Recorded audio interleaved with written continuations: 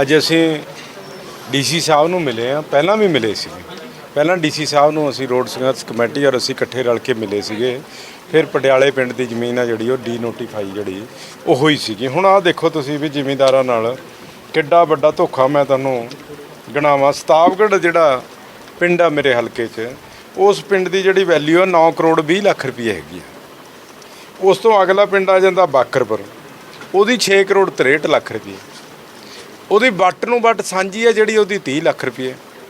ਨਾਹਰ factory ਦੀ 2 ਕਰੋੜ 73 ਲੱਖ ਰੁਪਏ।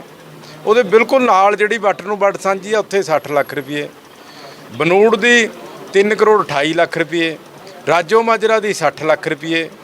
ਪਟਿਆਲੇ ਦੀ ਤੁਸੀਂ ਦੇਖੋ ਵੀ ਸਾਡੀ ਸਰਕਾਰ 'ਚ 3.25 ਕਰੋੜ ਨੂੰ ਅਕਵਾਇਰ ਹੋਈ ਸੀਗੀ। ਇਹਨਾਂ ਨੇ ਕੀਮਤ ਪਾਈ 1 ਕਰੋੜ 41 ਲੱਖ ਰੁਪਏ। ਨਾਲ ਵਾਲੀ ਜ਼ਮੀਨ ਦੀ ਪਾਈ 60 ਲੱਖ ਰੁਪਏ। ਔਰ ਕੋਈ ਸਲਿੱਪ ਰੋਡ ਦਾ ਅਜੇ ਤੱਕ ਪ੍ਰੋਵੀਜ਼ਨ ਨਹੀਂ ਇਹਨਾਂ ਨੇ ਰੱਖਿਆ ਹੈਗਾ।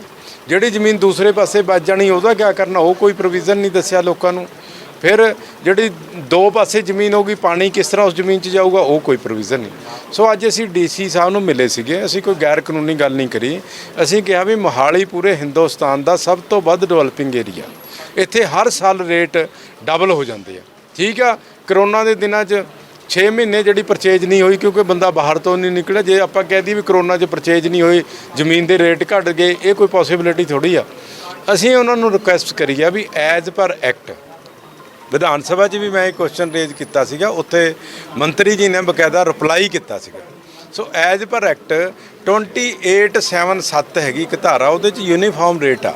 ਯਾਨੀ ਤੁਸੀਂ 15 ਪਿੰਡਾਂ ਦਾ ਇੱਕ ਯੂਨਿਟ ਬਣਾ ਕੇ ਉਹਨੂੰ ਯੂਨੀਫਾਰਮ ਇੱਕ ਰੇਟ ਤੇ ਜਿਹੜੀ ਕੰਪਨਸੇਸ਼ਨ ਦਿਓ। ਮੰਨ ਲਓ ਬਾਕਰਪੁਰ ਦੀ ਛਾਂਟੀ 6 ਕਰੋੜ 33 ਲੱਖ ਦੀ ਇਹਨਾਂ ਨੇ ਕਰੀ ਆ। ਸੋ ਉਹਦੇ ਨੇੜੇ ਵਾਲੇ 15 ਪਿੰਡਾਂ 'ਚ 6 ਕਰੋੜ 33 ਲੱਖ ਰੁਪਈਆ ਦੇ ਦੇਣ। ਜੇ ਪਟਿਆਲੇ ਦੇ ਨੇੜੇ 5 ਕਰੋੜ ਰੁਪਏ ਰੇਟ ਆ ਤਾਂ ਉਹਦੇ 15 ਪਿੰਡਾਂ 'ਚ 5 ਕਰੋੜ ਦੇ ਦੇਣ।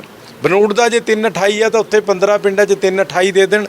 ਮਤਲਬ ਇੱਕ ਯੂਨਿਟ ਜਿਹੜਾ 15-16 ਪਿੰਡਾਂ ਨੂੰ ਬਣਾ ਕੇ uniform rate as per act ਜਿਹੜਾ ਉਹ ਦਿੱਤਾ ਜਾਏ।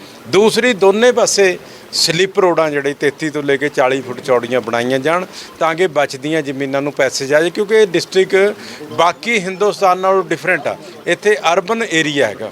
ਇੱਕ ਜਿਹੜੀ ਬਾਕੀ ਜ਼ਮੀਨ ਬਚਦੀ ਆ ਉਹਦੀ ਸਰਕਾਰ ਜ਼ਿਮੀਂਦਾਰਾਂ ਨੂੰ ਕੰਪਨਸੇਸ਼ਨ ਦੇ। ਐਕਟ 'ਚ ਪ੍ਰੋਵੀਜ਼ਨ ਆ ਵੀ ਜਿਹੜੀ ਬਚੀ ਹੋਈ ਜ਼ਮੀਨ ਦੀ ਕੰਪਨਸੇਸ਼ਨ ਦੇਊਗੀ, ਪਰ ਮਾਲਕ ਜ਼ਿਮੀਂਦਾਰ ਹੀ ਰਹਿਣਾ ਹੈਗਾ।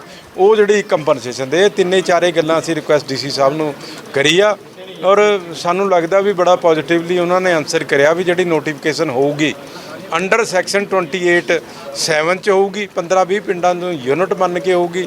ਜ਼ਿਮੀਂਦਾਰਾਂ ਨੂੰ ਜ਼ਮੀਨ ਦੀ ਕੀਮਤ ਜਿਹੜੀ ਪੂਰੀ ਮਿਲੂਗੀ।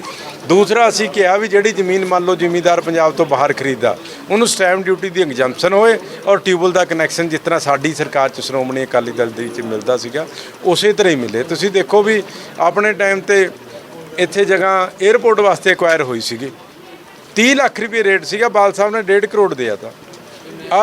ਪਟਿਆਲੇ 'ਚ 3.25 ਕਰੋੜ ਦਿਆ ਤਾ। ਤੁਸੀਂ ਦੱਸੋ ਵੀ ਜਿਹੜਾ ਅੱਜ ਤੋਂ 8 ਸਾਲ ਪਹਿਲਾਂ 3.25 ਕਰੋੜ ਰੁਪਏ ਅੱਜ ਉਹ 1.40 ਕਿਸ ਤਰ੍ਹਾਂ ਰਹਿ ਗਿਆ।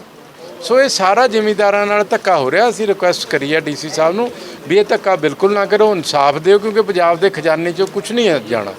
ਇਹ ਸੈਂਟਰਲ ਗਵਰਨਮੈਂਟ ਦੇ ਪੈਸੇ ਆ। 25,000 ਏਕੜ ਜ਼ਮੀਨ ਐਕਵਾਇਰ ਹੋ ਰਹੀ ਆ। 1 ਲੱਖ ਏਕੜ ਜ਼ਮੀਨ ਬਰਬਾਦ ਹੋਣੀ ਆ। ਸੋ ਜੇ 25,000 ਏਕੜ ਨੂੰ ਪੂਰਾ ਮਾਰਕੀਟ ਰੇਟ ਤੇ ਮੁਆਵਜ਼ਾ ਦੇ, ਪੰਜਾਬ 'ਚ 25,000 ਕਰੋੜ ਰੁਪਈਆ ਆਉਣਾ ਹੈਗਾ। ਉਹਦੇ ਨਾਲ ਪੰਜਾਬ ਦੀ ਇਕਨੋਮੀ ਜਿਹੜੀ ਉੱਪਰ ਜਾਊਗੀ, ਸਾਡੇ ਬੱਚਿਆਂ ਨੂੰ ਰੁਜ਼ਗਾਰ ਮਿਲੂਗਾ, ਪੰਜਾਬ ਇੱਕ ਠੀਕ ਸਟੇਟ ਮਿਲੂਗਾ। ਕਿਉਂ ਸਰਕਾਰ ਆਪਣੀ ਨਲਾਇਕੀ ਕਾਰਨ ਜ਼ਿਮੀਂਦਾਰਾਂ ਨੂੰ ਉਹਨਾਂ ਦੇ ਰਾਈਟਸ ਤੋਂ ਵਾਂਝਾ ਕਰ ਰਹੀ ਹੈ, ਮੈਨੂੰ ਸਮਝ ਨਹੀਂ ਆ ਰਹੀ। ਸੋ ਅਸੀਂ ਅੱਜ ਰਿਕੁਐਸਟ ਕਰੀ ਆ ਡੀਸੀ ਸਾਹਿਬ ਨੂੰ। ਆਸ ਕਰਦੇ ਹਾਂ ਵੀ 28(7) 'ਚ ਨੋਟੀਫਿਕੇਸ਼ਨ ਕਰਨਗੇ। ਇੱਕ ਰੇਟ ਜਿਹੜਾ ਜ਼ਿਮੀਂਦਾਰਾਂ ਨੂੰ ਉਹ ਦੇਣਗੇ। ਜੇ ਨਾ ਦਿਆ, ਦੇਖੋ ਮਜਬੂਰੀ 'ਚ ਸਾਨੂੰ ਫਿਰ ਸੰਘਰਸ਼ ਕਰਨਾ ਪੈਣਾ।